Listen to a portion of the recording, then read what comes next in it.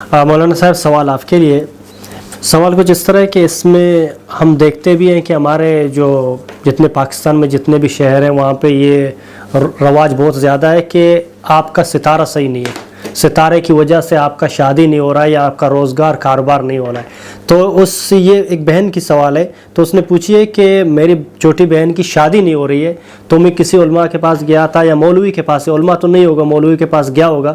تو اس نے کہا کہ آپ کی بہن کا ستارہ بہت سخت ہے یا کہ مضبوط ہے اس لیے نہیں ہو رہا ہے۔ تو اسلام کے روح میں یہ بات حقیقت ہے نہیں ہے ایسے ہی؟ جی محترم، یہ جو ستارے ہیں، سورج، چاند اور ستارے ہیں، یہ اللہ کی نشانیاں ہیں۔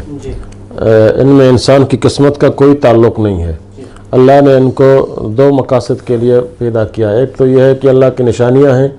دوسرا یہ ہے کہ یہ جو ہے ستاروں سے اس زمانے میں جب یہ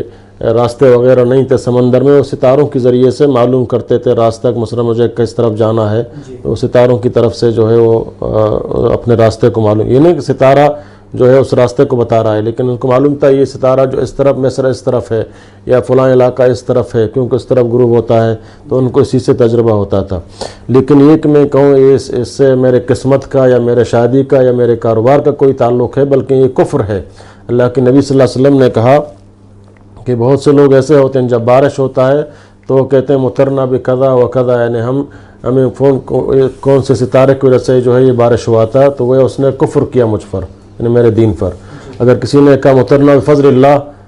ہمیں بارش جو ہے برسایا گیا اللہ کی فضل سے، تو وہ مومن ہے۔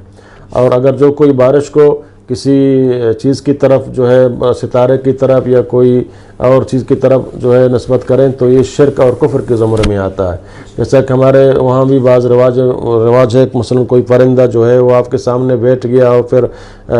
دائیں طرف مڑ گیا تو کہتے ہیں یہ بدقسمتی کی علامت ہے، بائیں طرف مڑ گیا تو یہ خوش قسمتی کی علامت ہے۔ یہ تو سب